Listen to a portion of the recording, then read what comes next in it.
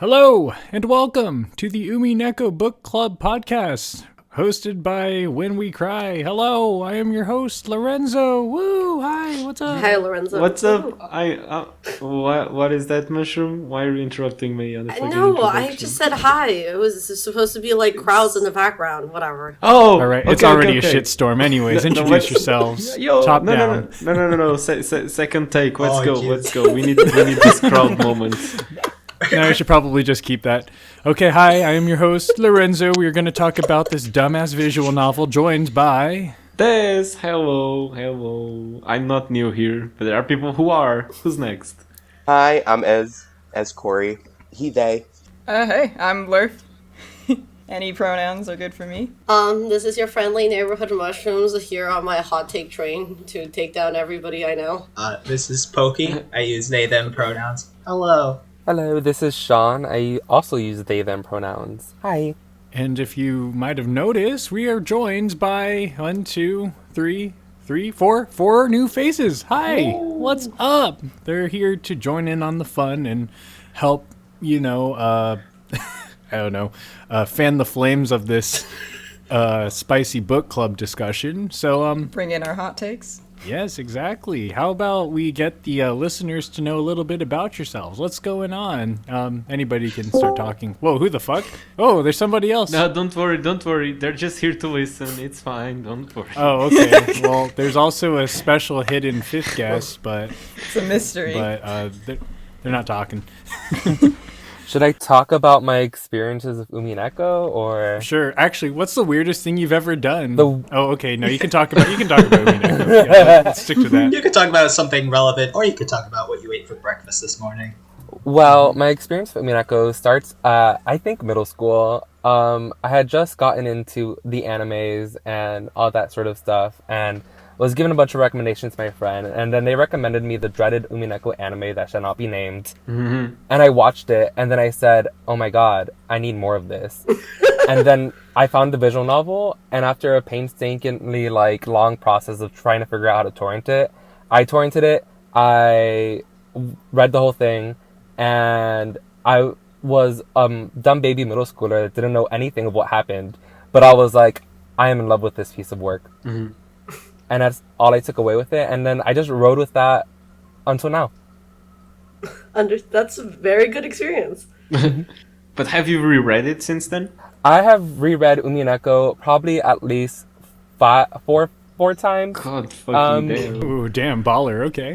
Yeah. That's basically my experience as well. So I totally agree with the fact of being like, yeah, I was 14, where I was 13 when I read it, didn't really understand it, but thought it was the best media I've ever read of my life. Mushroom coming in going like, I read it 6 times, but... Yeah, I sort of didn't know what was happening, but I was like, this feels very queer to me, and I don't know what that means yet, but I like it. Very true. I'm Pokey. I already said that. My experience with When They Cry started 2 years ago now, and I had heard about it before. I can't remember when, but I just heard the titles in passing. And then a YouTuber I was following started uploading a Let's Play of it. And after 5 episodes of posting, I think Mother's Basement posted an episode about When They Cry. Really? Mother Basement has an episode on When They Cry? Yeah. How have I never... Their basement is how I got into it. Yeah, and so that inspired me to start watching the Let's Play, and then by the time it got to the episode 4, I downloaded it all on Steam and started playing it on my own, and I loved it so much that I jumped straight into Umineko, and I read through it so fast that I did not take in any of the messages of the story, and I could not find the culprit. And ever since, I've been addicted to reading mysteries and actually working hard to try and understand the mysteries, because I learned my lessons. Vibe. Hell yeah, welcome. I'll go next. I think I've briefly highlighted my experience with Umineko on the pod before, if you haven't watched the episode on the stage play. But since I'm new to the book club, my experience with Umineko is I watched the Higurashi anime because I heard of Higurashi Go coming out, and I was like, oh shit, like a reboot? I'll watch the original, then I'll watch the reboot. And then I watched the reboot, and then, you know, a certain thing happens in late Go-Satsu, and I was like, what the fuck is this thing? So I looked it up, and I was like, Umineko? Well, shit, now I have to read all of Umineko to understand Higurashi. And so I found a Let's Play. I still forget the fact that you are a Go first person, or No. I was a Dean first, moved on to Go. I was like, what the fuck is going on in Go? And then I realized there were Umineko connections and Ciconia's connections. So I had to read all of Higurashi so I could get to Ciconia. And so I speed read all of Umineko within like a week. And I watched a Let's Player. I did not think. I went through the entire thing as fast as possible. I got spoiled for the culprit by looking up and I went through all of Umineko. And I was like, you know what? Umineko was good, but I like Higurashi way better. And then I sat there for a month and I was like, what the fuck was I talking about? And then I reread Umineko like 10 times. What a fucking flowchart. Hell yeah, you got your fill. It was a mess, but it was a good mess, and now it's the only thing I think about. Honestly, being spoiled about the culprit might be better than reading through all 8 episodes, not understanding the culprit, and then finding out through the internet the true culprit later. I have like a similar story to, I guess, both Pokey and Lurf, where I watched The Mother's Basement When They Cry video, and then decided to watch the original Dean Higurashi, and then immediately basically read Umineko, processed none of it, looked up the first character I saw from Umineko is a character who first appears in EP7. What? Okay. On the wiki. I don't know how I didn't get spoiled, but it's a story, and now I am obsessed to it, and I am working on physically printing out the episodes in book form. Oh, Oh like yeah, manga? I've seen your project that's going on. It looks really cool. Oh, so far. seriously? Oh, It No, was like super cool. I'm taking like the script of the novel Ah. from that one website LP and Archive? just printing it. Oh, damn. Yes. Shout out Okay. to LP Archive, the most useful Yeah. Umineko Tool ever. just like yeah. resource of all time. Uh-huh. Yeah, I visit this website way too often. It's literally pinned on my Chrome, so Me it's too. just like absolutely. No, same. it's our workhorse. Well, anyway, these aren't the only new people we're gonna have. So look forward to the next book clubs as more new people come in. Yeah, and other smoking rooms that we are having, that we have cooked up, so that we can actually get more people to come talk about topics. So it's just not that just Des and I arguing about how if boots and dresses go well together or not. So, We currently have like 25 different ideas for smoking rooms, whereas previously we had 0. So well, that's not true. We had ideas for smoking room. It's just that nobody had time to do them. Like that's just how it is. And well, it's good. it's not. Regardless, anything. I wouldn't say. Yeah, I would say we had really few ideas for smoking room. I mean, our ideas were like, oh, let's discuss the architecture of the Umineko mansion. I think we now have more interesting topics to discuss. Well, I will still like to talk about the architecture of Umineko Mansion. For example, why is there 2 doors for the boiler room? I know. I think about that every day. What the hell? It haunts me every night. Who does that? I go to sleep every night thinking about the episode that Des and I did with Lorenzo and just being like, and there's 2 doors in the boiler room. Oh, yeah. Just like, I scream. Oh my god, they were roommates. Problem isn't the 2 doors, is that one of them for some reason just doesn't fucking lock. What the hell? But anyway, that's Actually, enough. I did find out that door may actually lock. It just isn't usually locked, said in the text, because no one can get through it if you don't. I do not have the mental faculties to tackle this right now, Lurf. Please do not. Okay, so Lorenzo, please start your summarization. Well, we left off on... We are on episode 5. I don't think I mentioned that in the beginning, but we're on episode 5. We're in the middle of it. And what True. just happened? Something happened. Natsuhi got a strange phone call from a man claiming to be from her past 19 years ago. And she's like, oh shit. And we don't know why she's doing that. So we have Natsuhi holed up in her room. She's like, oh my God, there's something I need to tell you, Beatrice. And then they do a little flashback. She's having fertility issues. She's trying to have a successor for the Ushiramiya headship. And she's just not getting pregnant. So Kinzo deigns to give her some random baby. Where it come from, who knows? But he's like, Free baby. Natsuhi, here, have this baby, raise it as your own. And she's like, oh, fuck no, I hate babies. She kind of, freaks out. She's like in a really vulnerable state. And she's just like, I can't do that. I failed as a woman. I failed as, head of the kitchen or some shit. I can't take care of this baby. Get it out of my face. She sends a servant to take it out on a walk like a dog.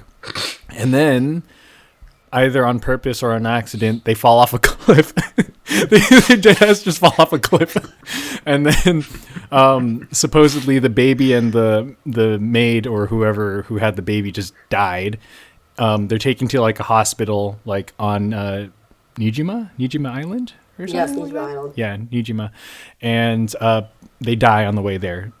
And Natsuhi's like, oh my God, I wish this baby's death. And Beatrice and her entourage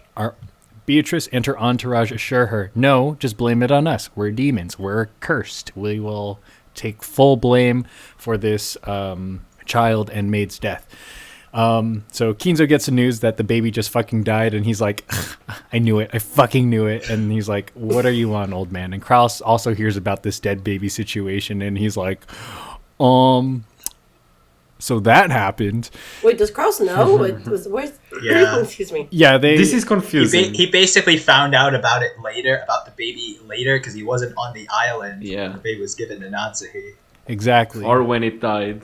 Yeah, he was on vacation or some shit. Yeah, all baby shenanigans happened while Cross was out of the room. Worst anniversary present ever. I mean, Klaus encourages her to think of it as a dream, I'm fairly sure. Just like, nah, don't worry about it. Natsuhi, we're just gonna not think about it. Don't think about it too hard, you'll just get a headache. Yeah, Exactly. exactly. No, literally. So, anyways, the demons are assuring her oh, it's our fault, but also maybe this man from 19 years ago is that baby out for revenge.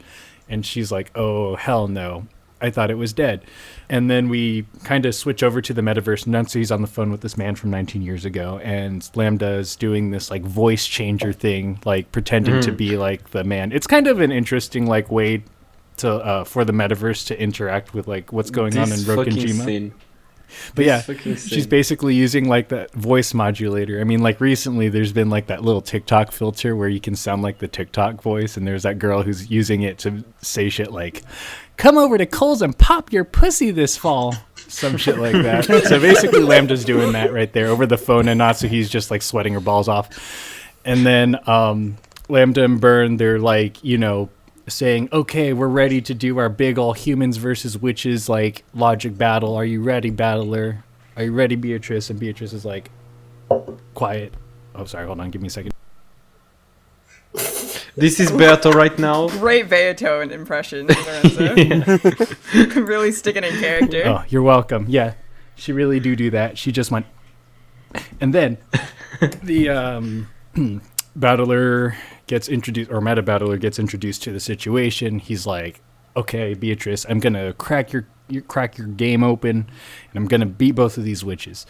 And that's the beginning of the 5th game. So we start the actual beginning of the quote-unquote game by Battler on Rokkenjima waking up in the guest house bedroom, and he's like, wow, what a beautiful day to be alive. And then he nudges George awake, and he's like, huh, George? And George is not alive. He did not survive the night. He has his entire neck slashed open, and along with Jessica, Rosa, and Maria, and he freaks the fuck out. Everybody on the island except for Natsuhi, because the guy on the phone told her to stay in her room and also hide in the guest house at some designated time, all rush over. They're like, what the fuck happened? Why is there a big ol' occult circle painted on the wall? And Erica pops up, and she's like, what happened over here? And they're already privy to her irreverence. They're like, stay the fuck out of here. But then Erica pulls out her detective's authority, yes. And she's like, I'm going to investigate the fuck out of this. And everybody's just like, okay, fine. She uses red truth in real life. And they just let her do it. While they're busy taking care of all the corpses in the guest room, they're like, wait a second, this is the first Twilight. 6 people are supposed to die, apparently. So we jump over to the servants in the kitchen. They're all cooking breakfast, and they're like, where the hell's Genji? So they go over, and they look for Genji, and he is also slashed the fuck open in the neck. And they're like, oh my god, that's like hella people, like, just dead. And before they went into, like, the guest room, there's, like, this piece of tape on the doorway, and they're like, what the hell is this about? Anyways, Genji's is dead, and the room was apparently sealed the entire time. So everybody is in the, I think they're in the guest room or they're in the mansion, but Natsuhi's like listening over the phone while all this bullshit's happening, and then the man on the secret man from 19 years ago is saying, I've got your husband, oh my god, you better do as I say. And she's like, okay, fine, I'll do whatever you say. And I think they even excuse me, there's even like audio of like her, like, you know, Krause being like, untie me, like all in the background, and she can't really tell if it's like voice recording or he's actually struggling, but you know, it still really works on her. So yeah, he's all tied up and he's like, I'm getting my balls whipped over here, and she's like, oh my god, no, why are you being kinky in my house without me? Exactly. So everybody's meeting up in the parlor, and they're discussing what the hell just happened. There are 5 people confirmed dead. They found all their bodies, throats slashed wide open and all. And Erica's saying, maybe there's some occult shit happening going down with the epitaph. People are going to start dropping left and right. I mean, she doesn't even want to see the corpses. She literally says she's not interested in the corpses, which is interesting. She just wants to look at the magic circle. Yeah, she didn't look at the corpses at all. Yeah, they're covered in blankets too. I was also gonna say, the other funny thing about Erica is that, like, you know, Erica clearly is Burns OC Do Not Steal, incredibly Mary Sue, like, shows up, everybody just kind of like her, incredibly charming, and then when she demands things happen, and, you know, you just can't stop her. Can use the Red Truth IRL. Yeah, exactly. Mary Sue move. She basically just waltzed in and said, because I said so, you have to tell me all this now. FBI open up. Exactly. It's like they're, it's like they're a dollhouse, and, you know, they're like, the strings are being pulled somewhere. It's basically like a Robot Chicken episode happening on Rokkenjima.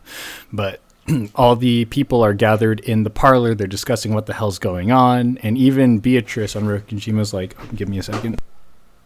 I don't remember Beata saying that. Beata didn't say anything at all. Sorry, I have background noise happening in my house. It's okay. You're impersonating Beata a lot. I am. But even Beatrice is like, wait, what the fuck's going on? I thought we solved the riddle. Why are there murders still happening? And then we realize that the whole situation, or the main characters of this story, are Byrne and Lambda. They're trying to, you know, have this solve the mystery via logic, or pretend that this is a whole fantastical, like, murder opera situation going on. Anyways, while they're discussing the murders, Natsuhi's like, wait, I haven't seen my daughter yet. She's fucking dead. So she runs over to the guest house, and she finds out that all the bodies are missing, but the crime scene's still there. There's like blood all over the place. And they're like, what the fuck is going on? And then they go over to look for Genji's corpse, and it's also gone. And this is explained by Gap popping in and disposing of the bodies, disposing of the evidence, perpetuating the whole, like, magical narrative. And then I think that's about it for our episode discussion. So how was that? Any thoughts, feelings?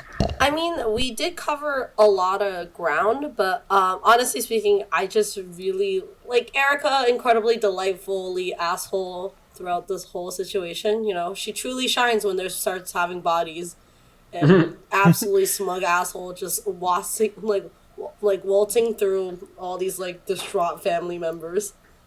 And I think we mentioned last time that the man from 19 years ago in the PS3 version does have Balor's voice, and that is very funny. very choice decision. Thank you so much, game. Yes, it is a choice decision. Yes, Mushroom. It is. This is the last chapter of the setup. Next episode, shit's gonna start going down. I've been waiting for the chapters we're gonna cover next episode for a long time. Shit's gonna go down. I can't fucking wait. Yeah. Honestly. Is there anything else people want to talk about in the non-spoiler section? Basically, just what happened so far. I have like a few notes here. I think that little scene with like Goda and Shannon like humming around in the kitchen is really funny. I like the way Lambda Delta writes things because it's just like it's so like off, but in like the slightest way. Like Cannon came back in the usual bad mood he always had all day long. Just like little things like that where I'm like, there's something slightly off with the narration, but it makes it like way funnier. Yeah, it's interesting that the narration is totally Lambda Delta's perspective, because at one point, like, the narration, I have it written down, the narration literally says, to Beato, confess your filthy past and your crimes, pour out your sob story of regret and repentance as you throw yourself off a cliff and die. And it's like clearly supposed to be, it's clearly the narration, it's not dialogue. Yeah, no, it's aggressive. Lambda's whole like silly little goofy narration. I just like the way it seeps in there. You can tell Lambda Delta's just having fun writing these characters and squashing on Beato's story. I also really enjoy having Beato basically being like, she instead of being the instigator of the story, now she's just reacting and she's like, oh my god, even though the epitaph has been solved, who's behind this farce? Like, people are dying? That's crazy. It's just like, absolutely like having a time, like, just like, and like now they wrote like, you know, the seven stakes are just now Greek chorus comic relief where like, no, Goda, please don't stop cooking, how could you have died? Like, just so funny. It's so fucking funny. Also, just hats off to Erica for just like relishing in being an asshole. Like Battler's like, do you have a heart? And Erica's like, a heart? What's that? Like, pop off, fucking asshole queen. I just love Erica's consistent, just like walking into a room filled with death, decay, and murder, and she's just being like, this is sort of boring. It's like, let me look at the funny circle. Like, this is lame as fuck. Average day in the life of Erica. I mean, literally, like, heads on into Klaus's room, and they're talking about the key and stuff, and Erica's like, yeah, that's fucking boring, though, because, like, Genji's dead, so, like, his key could be anywhere, so, like, whatever. Like, man, this is a really, like, third-rate mystery, huh, guys? Meanwhile, the family's just fucking, like, sobbing. Yeah. Erica is just delightfully awful in every single way imaginable. Yeah, like, the Ushumiya family is just, like, screaming and crying and shitting over their, like, dead loved ones in the background, while Erica does, like, a little wink and, like, sticks out her tongue and is like, I thought this be a harder mystery. It has the arrogance to not even check the bodies. No, she's so fucking confident. I love it. Yeah, let's see. I don't think there's anything else. I mean, there's a lot of dialogue about just Battler fucking around, being like, and this is, like, you know, this is still in this narrative of the story where Battler is, you know, refusing to play against Brent Cassell and Lambda Delta, and he's just, like, you know, taking care of the Beatrice and sitting around and drinking tea the whole time. So yeah, I have like a small note in here about, like, you know, how the doctors that Nazi went to couldn't find anything wrong with her, and I wrote a joke about Klaus having shit sperm. Exactly. If freaking, why does the blame right on Nazi? he does have shit sperm. 100%. Because they're a misogynistic family. No, for Kidzo real. outright says that Nazi is defective because she can't bear a child. Poor Natsuhi. Yeah. Should we move on to the spoiler section yet? Is there anything else that anybody else want to talk about in the spoiler section? Yes. Battler ruminating on the purpose and function of alarm clocks and the unspoken rules of waking up at a sleepover.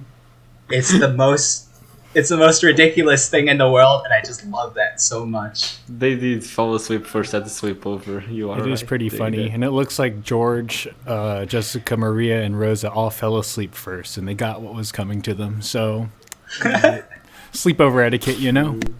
Yeah. With that, I believe that is a conclusion of our non-spoiler discussion. At this point, I think everybody who's listening honestly has read the entirety of Umineko because, like, what are you doing here? But if you haven't read past this part, log off. Otherwise, we will spoil TF out of you guys. So, catch you later.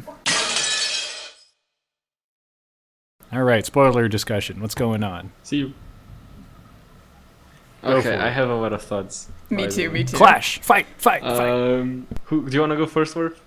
No, you can pop off. We might have some Okay. similar points. Lorenzo was instigating a fight, but since you don't want to fight, well, regarding Natsuhi's like fantasies with Ginzo and Beato existing and her monologues with them, we've established that like these talks she has with Beato is like her coping, and whenever she's talking with Ginzo, it's like her coping, being like, yes, Ginzo would totally see all the effort I'm putting into the family, and he would totally tell me I'm a great wife to Kraus and a great member of the Shiromiya family. But then there are also scenes where Natsuhi trash talks Ginzo. Where Beato trash talks Ginzo. So if Beato is trash talking Ginzo in a Natsuhi monologue, does that mean that Natsuhi actually also in the back of her mind acknowledges that Ginzo is kinda Yes. not cool sometimes? 100%. Maybe. Probably. She would. I think like it's very true that in a lot of the scenes, like, you know,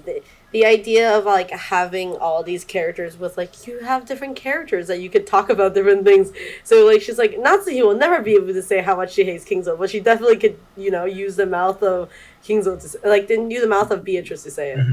This is the episode where people were like, oh, they were definitely bonking, like Natsuhi and Kinzo, right? Or is that a different episode? Eventually. Yeah. Yes. That's Erica's conclusion. Well, that's what Erica says. I mean, Yeah. that's the whole reason why later on in the Kingzo study scene that they don't use the red truth that Kingzo is already dead, because if they don't claim that Kingzo is already dead, then they could, you know, later on insinuate that they're definitely totally bonking, and that's the whole For idea. fun, though.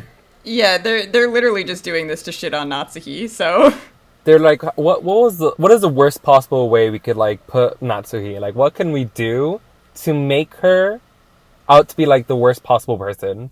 It's like, oh, clearly this is very easy. We're just, you know, insinuating adultery, which is really funny because Ryukishi was gonna actually write her to be like, you know, having an affair with Goda. So I feel like it's a very interesting, like, complete change of Ryukishi's direction of what he was gonna write Wait. for them. What? That's I the didn't know first I'm that. hearing of that. What? Yeah. So originally speaking, like in Ryukishi wrote in one of his interviews that he originally intended that the reason why Natsuhi, like Goda was specifically hired by Natsuhi, was that it was intended that she was gonna have an affair on him. That was gonna be a huge plot point, but like God. that was later on dropped, of course. Why God that though? I mean, you can see He needs the. to release a I mean, he full cooks really book. good food. I can kind of see the remnants of that with how Goda basically just simps for Natsuhi in the background constantly. Yeah, I mean, there is like kind of there's remnants of how, like, you know, he finds a lot of like you know, worth in how like, you know, he sees her, but like, you know, it's completely gone in the like the actual product of it. I think, you know, why does it has to be Goda or something? It's like there's no reason. I mean, like, if you think about it, like, if Kraus is shitty, like, any man can do. Like, I don't know. I don't know. I feel like that would be kind of contradictory to Natsuhi's character. Yeah. I'm glad Ryukishi backpedaled. Yeah. I'm glad that they dropped it. I mean, it's the same idea that I'm glad that they didn't make Ikuko and Toya to get married. Like, recently on another server, we have been having the most intense talk about the whole, like, Ikuko equals, like, is Ikuko equals Sayo thing. And it's just the funniest argument because it's just, everybody just has so much opinions about it. But, like, I don't know, there's a lot of things I wish to change about Umineko, or actually not that much, but, you know, I'm glad the things that are here is already here. And that they didn't write Natsuhi. Like, they instead wrote her to be, like, you know, incredibly fateful, maybe to a fault. Definitely to a fault. Absolutely. Yes. Well, sorry, I just wanted to add on to the point about the Beatrice or Beatrice in Natsuhi's head is like allowing her to express ideas that she definitely couldn't, because then you can take her lines that Beatrice says and like you can say that in some way Natsuhi is thinking them. Like at one point Beatrice says something along the lines of course that's not the baby from 19 years ago. I killed that baby. It no longer exists in this world. Okay, that's funny. Beatrice also blames the Ciconia, which, like, Ryukishi. Where is it? Well, It's clearly that the reason why we don't have phase 2 is because Silent Hill F, which I guess is Silent Hill S, or whatever the kids say. I don't really know what's going on, but so yeah, so what is the other points that people wanted to bring up? Have y'all talked about the detective's authority as its own magic? Yeah, it does kind of work that way, where Erica's able to manipulate the scene on the game board with the red truth, despite not there being magic. And like it physically pushes Battler back on his ass, which I think is really funny as a descriptor from Lambda. If we think about this in the scenario of what we actually know about the story, so like nobody actually, so the idea is that nobody actually dies in this one, Right. correct? So right now Maybe so Kress, far, maybe. Well, maybe Klaus. yes, What? okay. So Wait, yes, what? besides Kraus, It does. It's nobody confirmed in actually red. dies in the first Twilight, because the whole idea is that this was set up to be a murder mystery for Erica.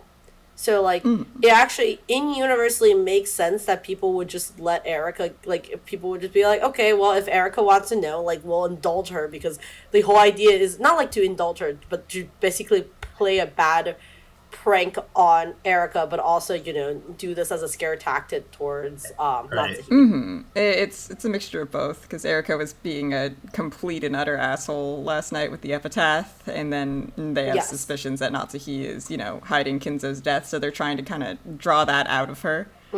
But on the topic of it, like, it being a prank, reading through it, like I can see everyone's reactions kind of being subdued for the sake of the prank. Like Hideyoshi seems pretty chill, Rudolph and Kyrie are pretty chill, but then you look at Ava, who's like crying and screaming her heart out, and I'm like, is she like overacting, or did they just not tell her?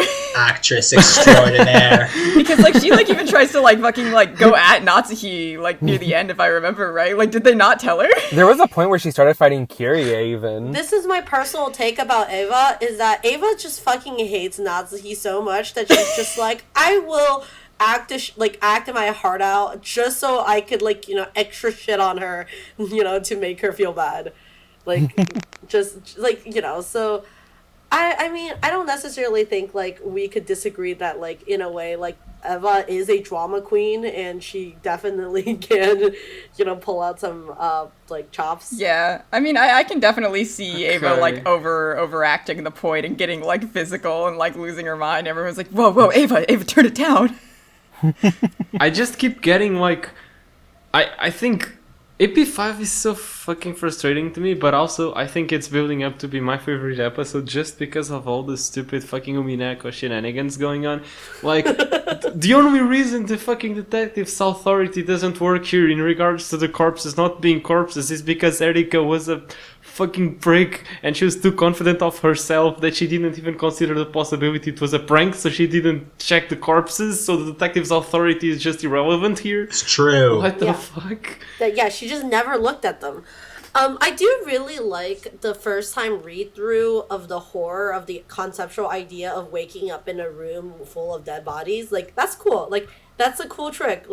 Regardless of anything, that's really satisfying. I like that. Who doesn't want to wake up in a room full of dead bodies? I just, it's just, I think that's really narratively chilling. I wouldn't consider. Yeah, the atmosphere was incredible. Yeah, I wouldn't consider Umineko as horror as much to the comparison to Higurashi, but there's really good moments, and I think those are one of the good moments that you're like, oh, he did wake up and there was bodies everywhere. It's good. I like it. What else?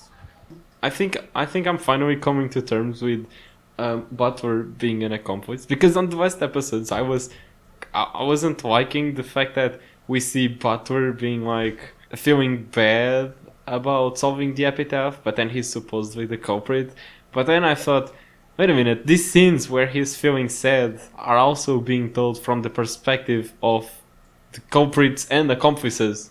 So it's obviously he would like tell a story where, oh, I feel so bad about doing this, blah blah blah, you know. Oh yeah, definitely. And I mean, like, even in terms of like, you know, like Battler's character, like we know like pieces on the game board can't really do something they wouldn't normally do. Like you can stretch it, but like they have to stay in character. And Battler just being so pissed off at Erica to like be willing to do something like that, I think it checks out. Like Erica was like actively like trying to dunk on Jessica and like make her upset. I also imagine they definitely didn't tell her. I feel like they definitely didn't tell him that they actually killed Kraus or something. Like I imagine they were just like, I don't imagine he was, you know, not responsible or even privy to the fact that they did like. Wait, so what happened to Kraus? I was under the impression Kraus was like completely like Sayo based, like. You know, like Shannon and Cannon were like, "Oh, don't worry, like we'll handle like the fake Klaus death," and then they kidnap him and threaten Natsuki with the 19 years ago stuff. I don't think Kraus is dead. So like they think it's like a whole fake thing. And they're like, "Oh, Klaus is already like off in hiding, or whatever." I don't know how they convinced Klaus to be in on it, but we don't know where Kraus is, and I don't think we ever get to know in the end of EP5. I think there was a red text about Kraus being dead at a certain point, so we honestly don't know like the you know the ability of how that even happened. Yeah, his body doesn't even like ever show up on like the game board. Like there's like you just hear him that one time like pleading to Natsuhi. Oh, and doesn't she get a segment of his body? Like, am I fucking crazy? What? What? I don't remember that. You're thinking of Maria's jaw, I think. No, okay. I'm like fucking crazy. Like, I don't know what media I'm thinking about. I was like, doesn't she receive like a finger of his? And I was like, why am I thinking? Yeah, exactly. This is what I mean. I'm like literally going crazy. Anyway, sorry. Continue. I just recovered from a cold, so I sound really. I wish that happened. So what do we think happened to Kraus? Are we like still going with Butler accomplice theory, and whoever he's an accomplice to kidnapped Kraus to like threaten Natsuki? I don't know if Battler is in on the Klaus thing. I think this is like a somewhat separate thing from the whole like Natsuki and Erica murder prank. I think they think it's related, but no one exactly knows who's responsible for it. But they're just like, oh yeah, one of us did this, but we can't talk about it openly because, you know, then we'll ruin the prank illusion. I mean, am I wrong? But doesn't like the prank turn out to be like later on actual murders? Like it starts as a prank and then it becomes like a murder. Isn't that I think you're talking about Hideyoshi, right? No, I think the game gets suspended before Before that's anything EP6. is revealed. I thought the game got suspended, I'm but glad that all of us have a very vague remembrance of what happens in the end of EP5. So I'm we just pretty sit here fucking and, sure. like, we sit here like we are first time readers guessing what's gonna happen at the end of it. Despite of the fact. How's it gonna end? it gets suspended because Erica skips to the midnight and she's like, I accuse Natsuki, and then no one else dies in that. Well, Because they do she die. skips to the end. Thank you. Yeah, like Erica Thank you. claims I found the culprit, so when you find the culprit, you know, like it's like classic detective shit. Like the detective's like, I know who did it, and then like, you know, like crimes stop as they go through all the reasons of why the culprit did it, like how they did it, like blah blah blah. yeah. So it's like that classic thing of it just pauses there, like that's where the game stops, and that's where like the explanation happens. Okay. And that's what the whole court thing is like, you know, like Erica going through like who the crime was possible for and like was the timing accurate and blah blah blah blah blah. But this isn't the episode where Erica starts No. killing people, right? That's No, EP6. No, that's a D6. In this episode, Erica is for sure the detective, which means that she doesn't have the ability to kill. Yeah. The bodies do eventually die. Like, that is true. Wait, really? Like the first Twilight stuff? It's because of the bomb. The bomb goes off. The bomb goes off Oh, at the end. okay. Which is really weird, actually. Because doesn't Shannon/Cannon/Sayo stop murdering people after Battler and Erica solved the epitaph, why does the bomb still go off? I would assume Sayo maybe gave the ability to Erica because Erica solved it. I mean, Battler did as well, and Erica was like, "Hey, what if we blew up the island?" No, yeah, I think like I don't think Erica would have done that. like we've gone through this on the other episodes. Like she most likely than not did inform Erika and Butler of it. Erika most likely just fucking disregarded, and then Butler, being the accomplice, would probably pull what any other culprit would do, which is let's kill people and then set off the bomb and fuck off to Quadorian. I don't know. That's a very dark way of thinking about it. My personal take is that regardless of anything, all Game Wars always ends in a bomb because that's just how all Game Wars are supposed to be. That's my personal take. I have a theory. Go for it. I'm not completely sold on like Battler is murdering people accomplice theory. I think he's an accomplice in the prank. I don't think he thinks anyone's actually dead. I can't see Battler killing his family members. Mm-hmm. But in terms of the bomb, I think what makes the most sense to me personally is, Erica and Battler go down there, they solve it. Sayo gets wind of it, and Sayo's like, okay, like in EP7, like here's the bomb mechanism, I'm gonna turn it off. And Erica, in her cocky bullshit knows everything aura about her, is like, oh, she set it to on, flip.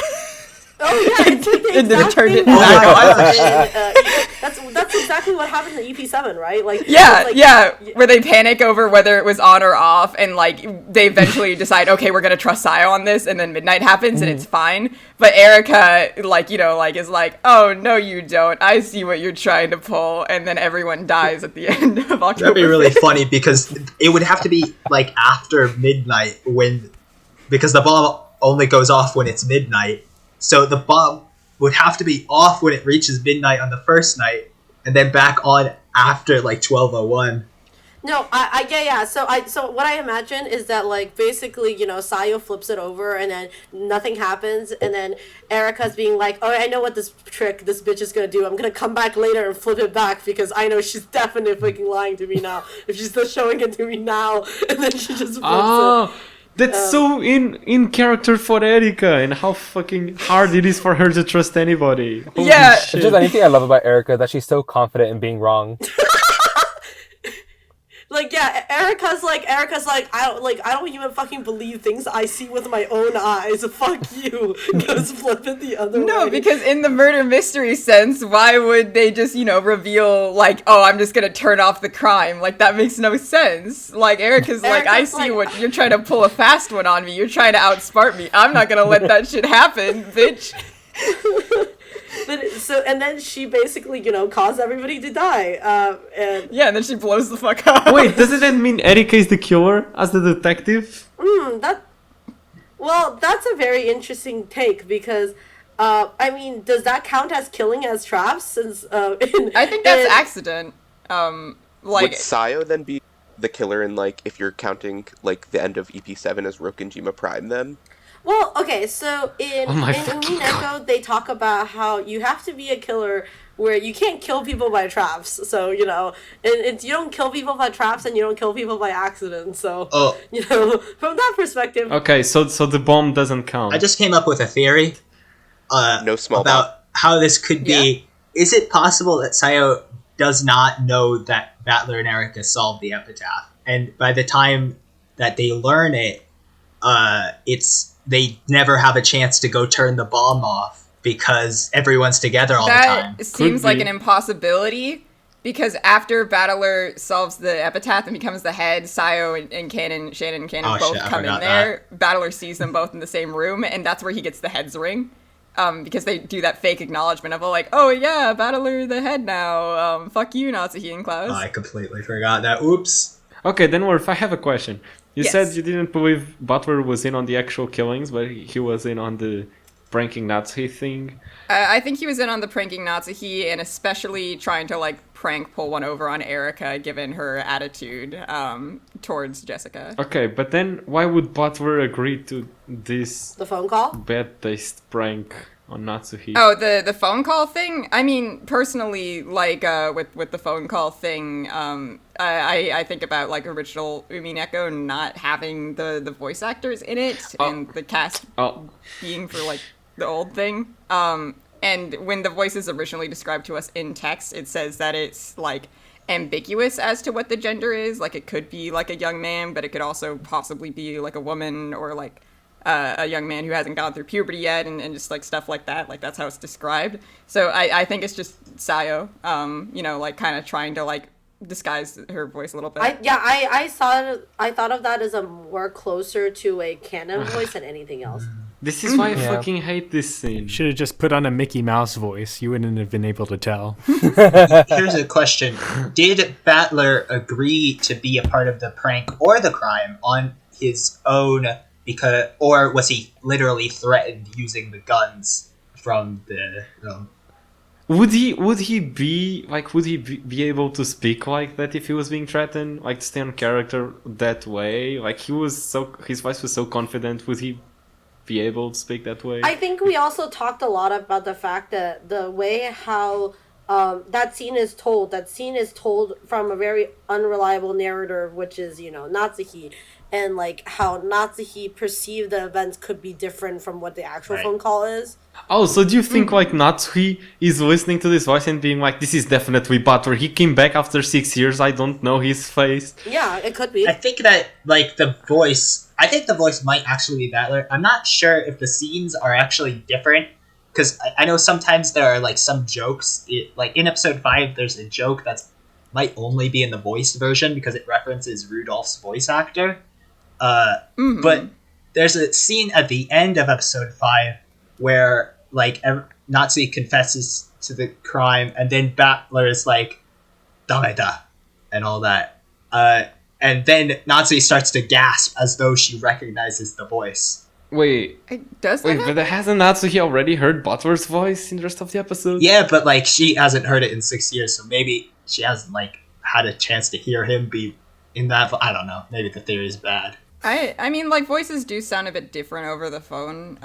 Right. But I don't know. I don't know about it being Battler's voice overall. I think it's just like, like Battler's like, I could come up with a theory where I was the man from 19 years ago because the voice was so ambiguous you can't tell who it was. And then it retroactively becomes Butler's voice. Oh, that's good. Yeah. Actually. I like that too. Because, when he makes the blue truth, if you can't deny a blue truth or the red truth, or, like, that it becomes true.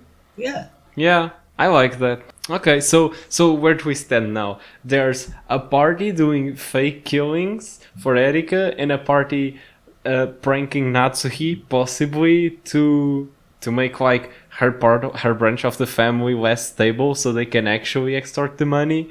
I Is that think what we're that going with? it's a lot more Natsuhi than Erika. Yeah, something similar to that. And then there's a third party, which I mean by Sayo, who's actually killing people. Yeah. Yeah. Who's taking Kraus somewhere. Yeah, who's taking Kraus somewhere. Wait, why is Sayo killing people if the epitaph has been solved? Because Lambda doesn't play by the right rules. There's no heart in it. She can she can bend the rules a little bit. Which is also why Battler is an accomplice of some sort in here, because the whole idea is that, like, in Sayo's games, Battler can't be accomplice. That's like an adult, like, like is some. But Butler is the one who makes himself an accomplice. It's not Lambda's design for Butler to be the accomplice. Yeah, Yes. I mean, Battler unintentionally helps the witch's side a lot by being like, Kinzo could have jumped out the window, and that's like Lambda controlling him and stuff like that. Okay. What else is in here that we wanted to talk about? It's like regarding the pranking of Natsuhi, because up until now we've established like this is a step to getting like bargaining chips for Natsuhi's branch of the family to let go of some of the money in this contract we're trying to make. But then it also really feels like someone is trying to incriminate Natsuhi, so it would have kind of feels like whoever's pranking Natsuhi is also the one who's doing the killings, because the prank involves locking Natsuhi in a room. So basically, she has no alibi for the night where the killings would happen. It also involves telling her husband has been taken hostage, which means that whenever the group finds out Krause is missing, her reaction is not going to be what you would expect because she already knows Krause isn't going to be in the room. Which also, because Krause is missing, also incriminates him because he doesn't have an alibi because he's missing. So her whole branch of the family is really sus here. Is it just a coincidence, or is Sayo doing the killings also the person pranking Natsuhi and not the other branches of the family? I sort of just interpreted it that, like, Sayo just, like, goes along with the whole prank. Like, oh my god, guys, yeah, like, let's totally prank Natsuhi and, like, get her to, like, admit to the fact that Kinzo is dead and all that stuff. But then, like, immediately closes the door with Krause and is like, okay, I'm actually gonna kill you, by the way. Sorry. I think it's an unhappy coincidence. Yeah, I had a theory of like how this kind of got together at the very least about like the pranking groups, because there's like kind of three of them.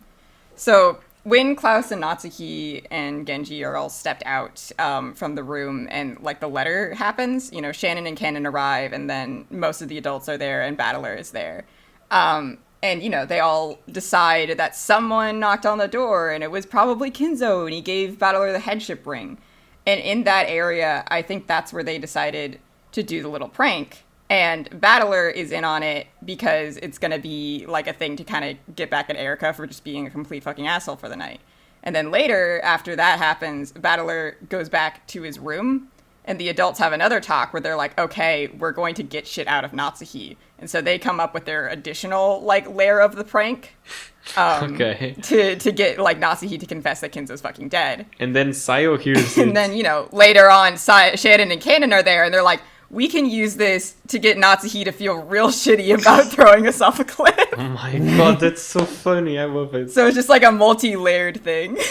Everyone ganging up in separate ways to really just shit on Natsuhi's family. And it's really sad. Yeah. But it's also really funny. It is really funny. It's really sad because technically Jessica's an accomplice to all of this because she's an accomplice to the prank. Yeah. Yeah, because, you know, Battler would have, you know, like, come back and, you know, they would have the prank planned out. I'm not exactly sure how that... I guess it would work with, you know, Battler coming in there and before Erica is, like, heading into the her guest room to put her ear against the wall, since Erica was downstairs before Battler went upstairs, he would inform them, like, hey, we're gonna do this little prank in the morning. But I don't think they're ever actually in that room, because Erica says that later she says she was listening. Oh, so true. I think they were never actually in the room. There are fake bodies under blankets. And then the family acts out the scene of putting blankets on top of bodies that aren't actually there. Then where the fuck did they go to sleep? I don't know. I mean, it's a big mansion. In the other room. Erika didn't check the other room. I mean, isn't there a possibility that they could leave with, like, Erica, like, in the bottom? I don't know if the other family members could, like, leave the guest house at that point. Well, technically speaking, they can be anywhere because she never checked. Like, Yeah, that's true. Okay. And another thing I was going to say is that the Jessica is in on the prank not because she wants to, you know, torment her mother, and she probably didn't even realize of all the extension of that's going on. She probably got into it because she heard from Battler how much of a shitty person Erica is. Yeah. And I imagine she is totally on board because she's like, well, Erica was such a fucking bitch to me and said all these awful things about me. Yeah, and there's no reason to think that, for Jessica to think that Natsuhi isn't in on it. I also, you know, if Battler is presenting it as like, hey, Erica was a real shithead, you guys, like, all you cousins, can you help us, like, prank her real bad? And, you know, like, all the cousins are like, yeah, sure, like, we stick together, we're always gonna be friendly with each other, like, we'll help out Battler. It's the Erica shithead one, though. So the cousins are, like, trying to more innocently prank Erica, and the adults are using that additionally to get Natsuhi to confess to the fucked up things she's doing, aka keeping Kinzo's death from them. And then Shannon is doing it for, you know, her third goal of get revenge on Natsuhi for, you know, making my life a living hell. Yeah, and I think that's one of the reasons why also EP5 is said to be a EP without love. And I think like Des and I spent a lot of time arguing about what does it actually mean when they say EP5 is without love and it's written by Lambda Delta. And it's the fact of like, oh, people come off as like super shitty, and like Sayo's reasoning is just like more for very like it's not about understanding or anything, it's more about like taking revenge, and like, you know, Balor OOCs, everybody else also OOCs. So like, and that's the reasoning, I guess. I don't know. I find that fascinating. Yeah, because Saya's motivation was never like about revenge. I mean, like, or not purely about revenge. That is something. Yeah, not purely about revenge. Because, you know, like Virgilia says to Battler, like, you know, like she did not commit these murders to get revenge. Like, you know, she didn't seek to cause anyone. She did seek to cause people suffering. Well, she caused people suffering, but like that wasn't her sole intent. For real, it's more like a Beato thing of her like means become her ends sort of a deal. So like her means are she is trying to show Battler this thing and get him to remember by causing people suffering. But in the end, she ends up doing the suffering more than trying to get Battler to remember. That's because, you know, that's one of Beato's like character flaws that they spread out. You know, like she forgets her end goal and she starts doing like the thing she was doing to get to her end goal. So Beato forgot the reasoning of like, oh yeah, I just wanted Battler to remember how much he hurt me, and instead is like, haha, murder, but I do it better. Stuffs candy in their guts. Haha, suffer, little bitches, fuck you. So I think it's more her getting lost in the sauce. When you get too murder happy, like, yeah, when you get too murder happy, then you get too lost in the sauce. That is indeed what happened. She got too lost in the sauce, she forgot what she was doing, but it wasn't her initial goal. Like, her first goal was get Battler to remember by writing these mystery stories and having him understand me, and then she ended up hurting people a lot and then getting really into it. What a dingus. I mean, that's basically what episode 3 was about, except there was a prank at the end. Yeah. Is there anything else what else is on your list of things you want to talk about? What else is on my list? Well, when Wambada and Baron are having their little mystery battle, one of the blues Baron throws is in regards to the veracity of the corpses. So, you know how like at the end of the episode Baron will get extremely disappointed in Erika and strip away her her place as a detective and all of that? Yes. Well, it seems Erika is already failing Baron's expectations during the episode, because clearly Baron is having to verify something with the blue that Erika completely disregarded. So it clearly comes from somewhere. It's not something that only happens at the end of the episode. Yeah, I honestly think it's really funny how this is my take of like I think I mentioned this earlier in other episodes, but my take is that Byrne is actually a dum-dum, and this is why she has to play this game this many times to solve it, and, you know, solves it after Battler and such, and that, you know, that when she created an OC, or OC is actually really arrogant and stupid and didn't actually have to do the things that they were supposed to do. Mm-hmm. And, like, these were, like, the good examples of it, which is, like, you know, both of them were arrogant enough, and that's why, you know, Battler won this instead of, like, Erika. Byrne can pretend she's not actually stupid by blaming it on Erika. Yes. Yes, also that. It's really stupid when it comes to mysteries, but she solved the epitaph, so...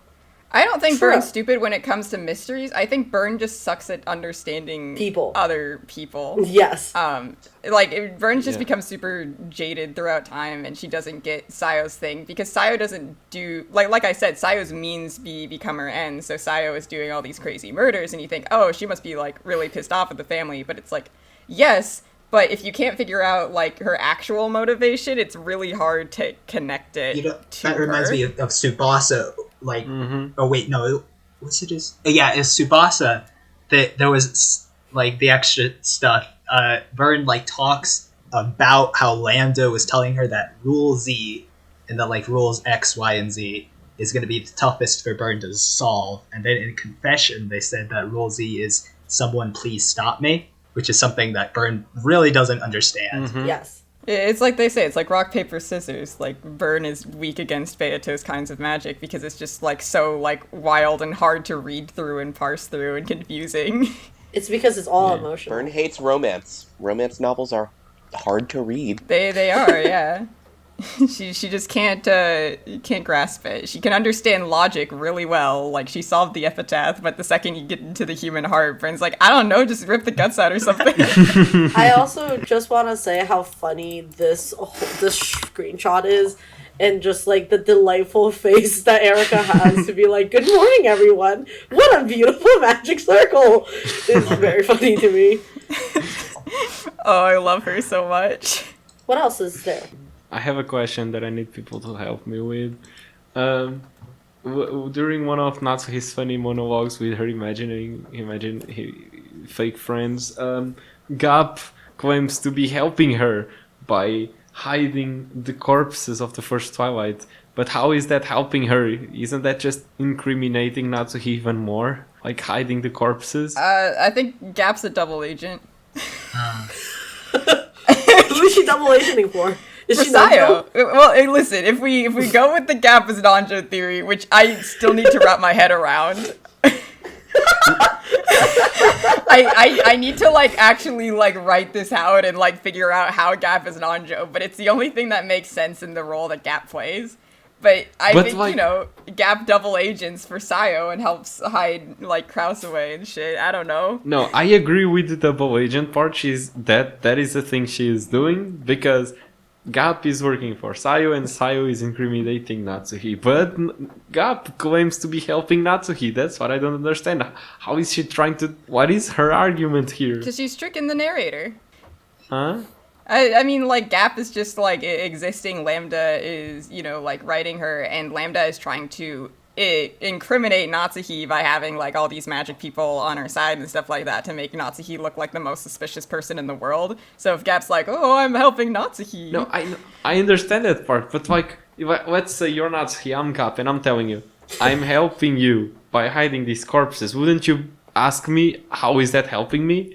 You're right. That's what I don't understand. Because that totally incriminates Kraus. Right, but... Like, Kraus is the suspect for making the bodies disappear.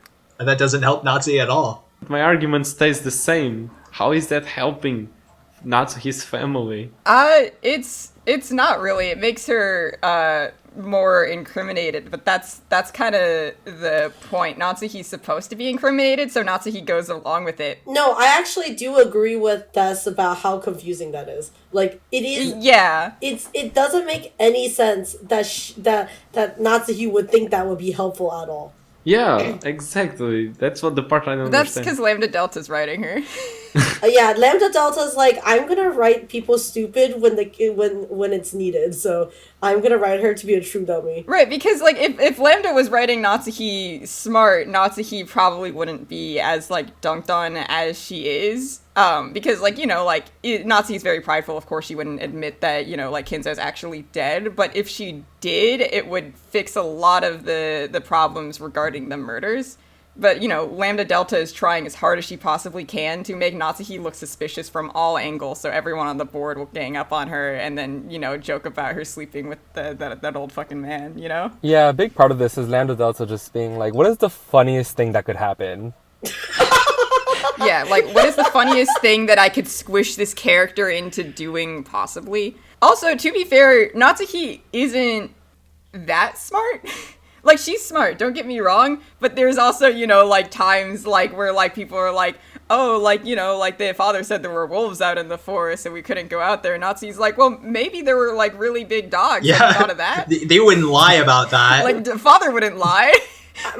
I think I saw this on the r/Umineko Reddit before, and one of the things they just say is, like, Natsuhi is truly, like, she's so unfortunate that she's just sandwiched between the most shrewdest and the most smartest and the most annoyingly cunning people, which are the Usunomiyas, which just makes her in turn looks like a big dum-dum. Like, I don't imagine, like, in any scenario she could have thrived, but instead she had to, like, marry into the worst family of all time, and then, just... Okay, but consider my favorite Natsuki scene where Rudolph does that thing where he's like, oh, if you take the letters out of, like, this sentence, like, you get a Suck secret my word, and balls. Natsuki's like, huh, what? And then Rosa has to, like, sit her down and explain it to her like she's, like, a 2-year-old, and is like, well, in these, like, little books, there are these little puzzles, and you do it like that. And Natsuki sits there for, like, a whole minute, and then realizes it, and then she gets really embarrassed.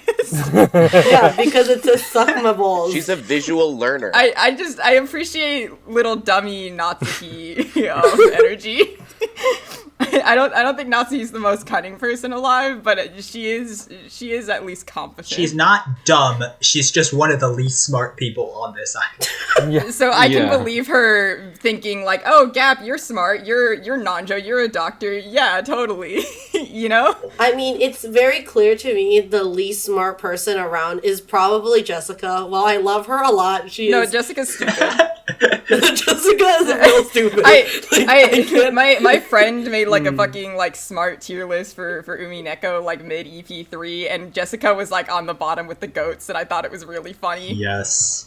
Don't do Jessica dirty like that. She also had Rosa down there, but then Rosa solved the epitaph and was like, everything I say about Rosa is wrong. Honestly, I'll be honest, Jessica's pretty stupid. I think Kraus might be just a little bit stupider by adult standards. I think Jessica got the stupid genes from both of her parents. Yes, they're the 3 stupid people on the island. Maria's smarter than all of them combined. Like Natsuki has that like little like soft stupid where like she won't get like funny word games and like she like believes in people way too earnestly, Kinzo. And then Klaus is like that stupid business financial stupid where like he acts like he knows what he's doing and he's really confident and some people believe that he knows what he's doing. And he can be a little crafty when it comes to his siblings, but at his core he's like the biggest dumbass known to man, and both of those just like fueled Jessica to be like the dumbest person on the island.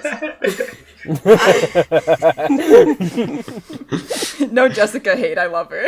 Yeah, exactly. No Jessica hate. I think she's the best. She literally deserves so much better. But like the true reason why she gets killed on the island is because she's too stupid. That's literally She's the too reason. stupid to realize it can't and the same person. Literally. Like, despite of the fact that she lived, like, basically, like, saw them every other week, basically, for, like, 3 years of her lives. Or even longer than that, like, 6 years of her lives for, like, Sayo. Well, maybe that's exactly why. Like she met Shannon and Kanon, or I guess like Shannon first, like really early. Well, grew up with Shannon and then met Canon 2 years ago. Maybe it's the type of thing where you, like, can't tell the fact that somebody's hair is growing longer because, you see them every day. Yeah. And it's literally what's happening to her. She's like, she's like, the brain in her thought has already, like, for so long have made sense as, like, oh yeah, they're clearly 2 different people, like, that she couldn't really, like, reimagining. Well, like when you meet 2 people who are really similar, they are the same person. Is not the first, the second, or the third thought that comes to your head, right? Right, like you might be like, oh, maybe they're related. They came from the same orphanage. Let's also not forget the fact that Jessica did not know that her own grandfather was dead, that she also lives in the That's same true. house with for the past 2 years. That is true. Okay. To be fair, everyone was like pretending that he was. So Maybe Goda and the servants we never see are the only people who are getting tricked that like live or go to the island every day. Okay, I just like to imagine that during the downtime, they had a bunch of recording of Kingzo screaming in the beforehand. So like during downtime, like Genji would go into the master's like study, and then like when he's cleaning around the study, he just plays the recording of Kingzo being like Beatrice, and then he screams, and then like Jessica like is like walking through the household, and then hears the screaming. He's like, Grandpa's on that shit again, and then just keeps. They just had like a pre-recorded Yeah. like grandpa yelling like playlist. Grandpa yelling playlist. I mean, Jessica herself has even been like, yeah, good fucking like riddance. I never see him, and I don't want to see him. So like her just like not wanting to be around Kinzo can also just add to it of like, good, Grandpa's locked in his room. Thank fucking God, he scared the shit out of me. He beat me with like a wooden Yeah. spoon on my ass that one time. Like God. like imagine, like just think about someone you haven't seen in ages. Do you just assume they're dead? Yeah. no, No. like. But like you live in the same house with them. Like that's But kind of everyone crazy. is acting. Genji is fucking going up there to serve him dinner. Like, you know, like they're acting like he's still there. Like the servants go in there and take care of him. They talk about him Exactly. like he's still alive. Why would Jessica just assume, oh yeah, granddad's like fucking dead? Like she just like sits there and he's like, yeah, it makes sense. Grandfather like hates us and he went crazy after like I don't know what happened, but like dad went away on a business trip and then mom like had a depressive episode and then like grandpa And then- started like locking himself away and screaming every day and post that kid like epitaph. Like makes sense. He's just like shut up in there and not leaving. So funny. Ushinomiya family is the most normal one out there, man. The most normal family alive. Just the normalest of millionaires you Yes. can possibly be. You know. So And true. okay, I just want to say how funny it is. Like, it doesn't. I think I have been talking about this a lot, but like, I think like somehow Ryukishi has just, you know, see through the future and see through all of human history and just wrote the most relevant piece of media of all time. Like, somehow Umineko is about how millionaires are so fucking weird and so fascist and like so like fucking out there that they will give their children weird ass names like that like nobody can pronounce correctly, like how Elon Musk names his children the way he is, and then they will just, you know, spend their lives working like, you know, being weird on twitter.com, which I mean by, you know, if like Kingzo had a Twitter, the only thing he would just write about is Biesodiche and about how cool all of his, you know, just All his cool grimoires. Someone make that Twitter account. yeah, exactly. And then like, you know, and he goes on like it's somehow Umineko's the most Twitter thing possible, and it's about how true crime is actually true crime podcast is ruining True. people's lives. I don't know. It's funny as shit to me. It's so good. It's so funny. Like a Reiwa, but with podcasters. Yeah, so, okay, so, anyways, I feel like we're getting too off about the random stuff. Yeah. So is there anything that happened specifically this Yes. episode that people want to talk about? I want to talk about freaking Kinzo again with like calling Nazi defective and like giving her a child and not explaining in the slightest where the child came from and how important that child is. If he had even like if he didn't want to say like the truth, he could just say, "Oh, well, this is the child of someone who's very, very important to me, a very close friend. Don't yeet it off a cliff. Take thanks. care of it because I want this child to be my heir."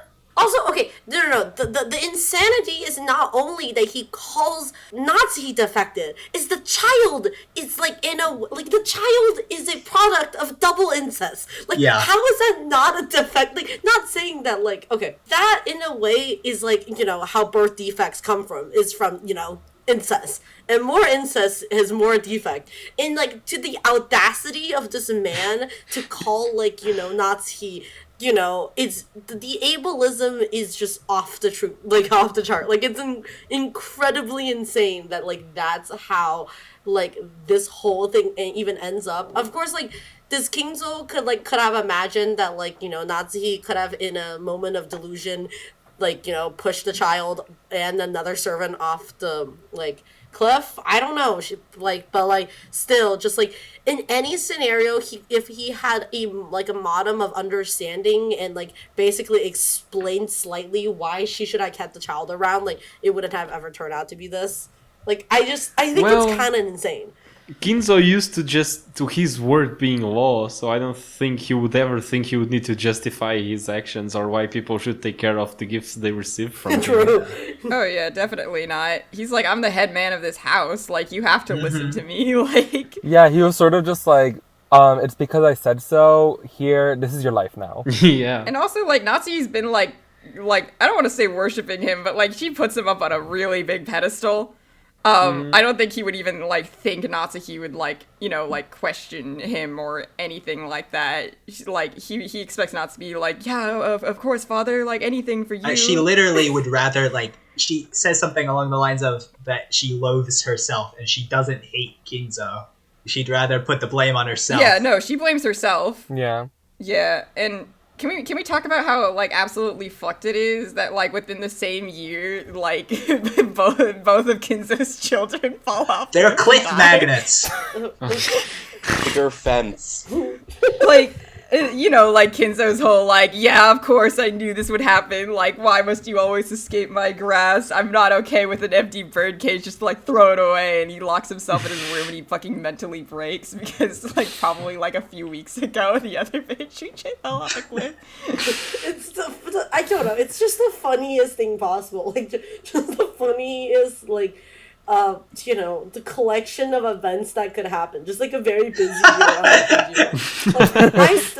I just wanted to also to say about the fact that like, so it completely boggles my mind that like, okay, it is one thing if Natsuki had her hand slip and then the child fell off, but like, no, she doesn't just like hand slip and the child falls off. It's like her hand slips and another person who we never get to know what their name is falls off with her. And that person is 100% dead. Over a fence. I was really curious about how premeditated this baby murder is, so I skipped forward a bit to go to Nazi's confession at the episode 5, because like they mentioned in Nazi's like sort of lying confession of what happened that like, oh, why would the servant who was carrying that baby that Nazi told to stay away, why would they wander so far off the path and go to the cliff? She said, like, she was, like, having a headache and she wanted them to walk away, right? But the truth was that she couldn't. She literally says, I was unable to tell the servant to go away. And the servant carrying the baby following her, she goes to the edge of the cliff, contemplates how nice it would be if the baby could just be pushed down the cliff. It sounds pretty premeditated. Very premeditated. I mean, the servant does trip, and then Nazi is like, look out, and then she pushes. So it's like... I find... I just have to laugh. No, this is fair. What I find really fascinating, though, is the kind of parallels you can draw between Rosa and Natsuki here, because Rosa's was completely like an accident. It wasn't really her fault. In the end, like, she was a kid, and Beatrice was very, like, innocent and, you know, like, didn't know better and just, like, slipped, whereas Natsuki had this premeditated thing. And Natsuki's like, no, I didn't kill him. It was an accident. Like, I swear, like, it wasn't my fault. It was the demons. And meanwhile, Rosa's like, I fucking murdered her. I blame myself wholly. And I just think I just want, like, where's my Rosa and Natsuki bonding over cliff murder fanfic? Like, I want to see them talk about it. They like never interact. It's a shame. I think they should interact because they both fucking like semi-attempted murder on Beatrice. They both ended up assisting in the death of a Beatrice. That is very true. I think that's an incredibly interesting parallel that leads them into incredibly different paths because, you know, on the other hand, you know, like Natsuki is overall like a very loving parent in a way that despite the fact, like, you know, she of course is strict and, you know, stupid in her own ways, but she's not like, you know, outwardly abusive. And like in a way she repressed all her memory about the child that she eats off the cliff and the, you know, and the, like she has two, like, you know, she has two bodies on her, like on her head count, but instead of like one from Rosa that, like, you know, but at the same time she was like, you know, in her late 20s, I think. So like in a way she just repressed the whole thing. And on the flip side, like the whole thing about how Beatrice II, who falls off a cliff, was such a cornerstone in Rosa's like life. It basically became an incredibly traumatic event that, you know, shaped her like later understanding of a lot of things, which I think is a very interesting response of like, you know, what kind of trauma like caused at what time in your life becomes like, you know, like Rosa, like, you know, Nazi literally repressed the whole memory of it. Like she didn't even fucking think about it for 19 years until, you know, this whole phone call happened. And if you want to add another layer of disparity between Rosa and Natsuki regarding Beato, both of them still have to deal with Beato in their like present life. Natsuki having pleasant monologues with Beato and Rosa having nightmares every time Maria mentions her name. And also like it just constantly being brought up But like it's like this whole like like thing of like they're also like having it constantly brought up in their lives by like either like like Kinzo and like the portrait and the servants like pretending Beatrice is real. Oh my god, that's so true. And like Natsuki wanting to lock up the whole manor because the servants are talking about how Beatrice is causing accidents around. And then, like Rosa, like abusing her child because her child keeps reminding her of her own childhood trauma and she freaks out and she doesn't know how to process it. And I don't know, like Rosa and Natsuki work surprisingly well as like foils to each other. Like they both have this like really deep like self-loathing and like ways they're coping with like a very similar incident that they were both involved in. But like meanwhile, like Rosa's like a hella like submissive person when it comes to like being involved with the family, whereas like Natsuki's very like outspoken. And it's just like I don't know. I think it's juicy. I think they got some interesting like character like parallels and like foil-isms, if that's a word.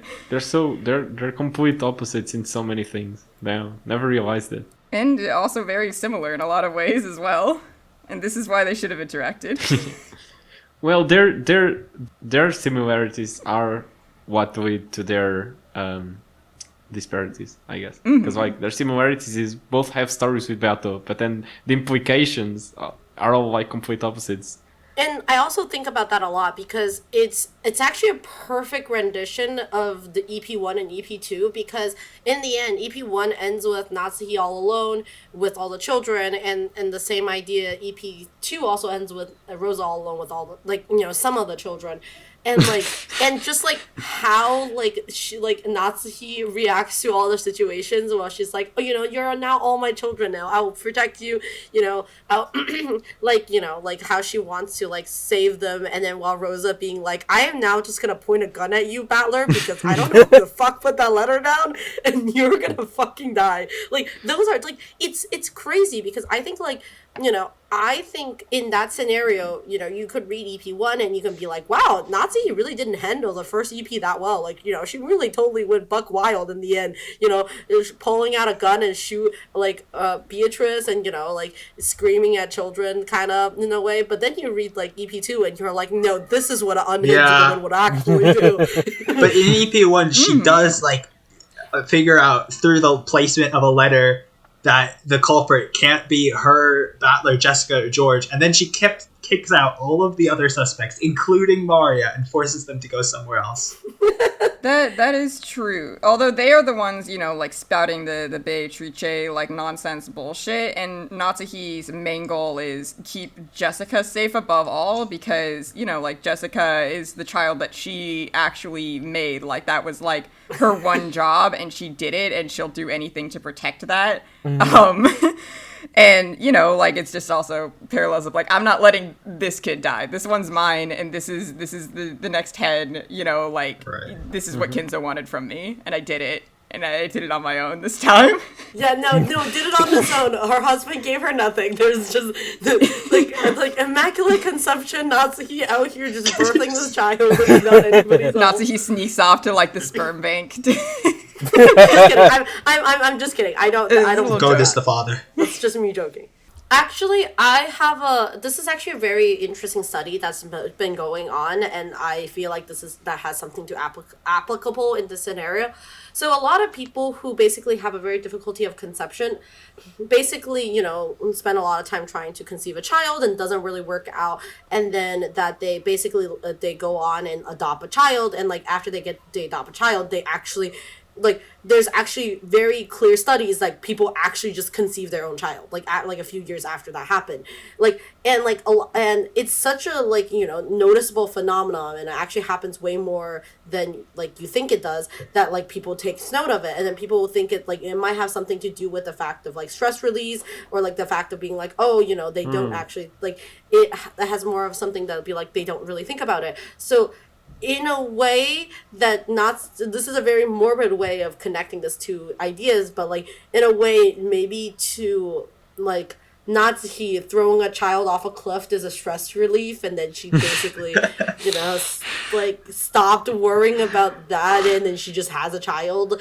I don't know how to explain it. I don't necessarily think I'm going to back up the other thing I just said with evidence, but like I don't know how this would be applicable, but like I don't know, I think like there's some amalgam of something in it. I mean, I can kind of see that. I mean, like, it makes sense. I mean, Natsuhi was very stressed, but I think the baby, it's, like, the fact that she couldn't have a child was causing her a lot of stress, which might have made it difficult for her. And then on top of that, like, all of that stress relief and, like, all of that, like, anguish inside of her and self-loathing and just, like, frustration came out at that child. And then the child was gone, and her husband was like, hey, it's okay, like, don't worry about it. It was just a bad dream. And then she repressed the fuck out of it. And she's like, yeah, you're right. We're chilling. Yeah, and then she's like, wow, I have the loving embrace of my husband who, never came, like, also, considering it was a year later, like, that could have been, like, real close, like, afterwards. Yeah, I imagine it's more like, this is, after all this, like, Cross comes home and hears about the fact that he's like, oh my god, this horrible thing happened to my wife. I guess I'll have sex with her for the real time. for real. Like, comfort her, like, real nice and make sure she's not stressed. I mean, is there anything else we want to talk about? I feel like we have covered a lot of ground for, how much time we have been recording. I did have a small interesting note about in the story that Beatrice tells about how she kills the child, about how it was the baby who saw the golden butterflies, not the servant, and the servant just went to where the baby was looking. And then that's where Beatrice shows up and is like, ooh, to the golden land. But I just think that's a really interesting bit of foreshadowing, since we know, like, the rule of, like, anyone who sees golden butterflies is either going to die or is an accomplice, and we know the baby. Oh, that's so amazing. Whoa. And then, the baby... The baby is an accomplice or a culprit. The baby's an accomplice to their own attempt. Yeah, the baby's the culprit. So the baby got to see the golden butterflies and survive after the fact. Very good. And also, because, like, the butterflies are indicative of the witch, and the witch is leading the servant to the cliff, but the servant is merely following the baby. So, you understand what I'm saying here? The baby did it, actually. The baby led. Baby Sai Sai was already suicidal. the witch. Said, I think I'm gonna kill myself and this maid here. That's really interesting. Sayo says in the moment I opened my eyes, I understood that, the suicidal thoughts has always been here. I'm beating off myself. I was born with suicidal thoughts. I knew the tragedy of my birth the second I was born. I forgot it later and then I remembered. But that's why I was crying all the time. You know what? I just remembered that I already mentioned this line, but I remembered more specifically why I wrote it down. In the narration, to Beato, confess your filthy past and your crimes. Pour out your sob story of regret and repentance as you throw yourself off a cliff and die. Because that was Nazi push Beato off of a cliff when they were a baby. And in the Beato's rendition of it, it was the witch who threw the baby off the cliff, not Nazi. So she literally threw herself off a cliff. Yeah. Yeah, I mean, it's honestly hilariously a missed opportunity for Beatrice, for Sayo not to also throw herself off a cliff. We really could have had a 3-generation of, I guess not 3-generation, but like, two generations of falling off. That's really funny, because my friend actually has a theory like that right now with it's my friend CJ. He's like mid episode 5 right now, and he's on Canon Triche, and like is trying to figure out where Canon's corpse goes, and he's just like off the cliff. Canon just jumped off the cliff at the end of every night. That's why Battle can't find him. I like to believe that Beatrice the First just like stumbled down a cliff one day. Like, she didn't get hurt or anything. It was just not an incident at all. And she's like, I feel like this will have repercussions in the fate of my future. Yeah, like Beatrice the First didn't even die of childbirth, died because she was walking and fell off a cliff. We just never knew about it. Right after the baby was born. Maybe falling off cliffs just runs in the family. Yeah. She had a baby with Kinzo, and she went out, took a walk with Kinzo, and just like tripped all the way down like Looney Tunes style off the cliff. Okay, besides all these cliff talks, is there anything else that people want to talk about this episode? Nah, I think I covered everything that I wrote down, other than the note that says "Let's go lesbians," talking about Burn and Lambda. They're so freaking kinky, it hurts. Ah, yes, lesbians.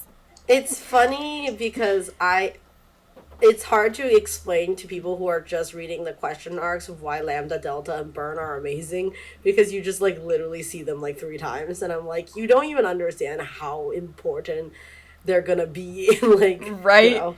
I remember hearing they were like fruity and gay, and I was like, oh, okay. So like, you know, like I was reading, and I just saw like Burn like not really giving a shit about Lambda, and then Lambda being like, I'm gonna trap you, Burn, and I'm gonna love you, and I'm like, this is toxic. And then I realized they were both fucked up, and they were both into it. Burn wants to wipe the floor with her. You're like, the more you read, you're like, actually, this is way more toxic than I could possibly have imagined. It's both. It's consensual though. They both enjoy it. It's like their own fucked up Exactly. BDSM. They're both Whatever happens between 2 consenting witches happens between 2 consenting witches. What can I tell you? They both enjoy it. Okay. I guess that's enough for now. Yeah, that's enough. I think that's good note to leave off on. Yes. Alrighty, well, good work, team. Very fruitful discussion. With that, thank you so much for joining us. I guess we'll see cats do crimes. Catch you later. Goodbye. See ya. Bye. Bye. Bye. Bye.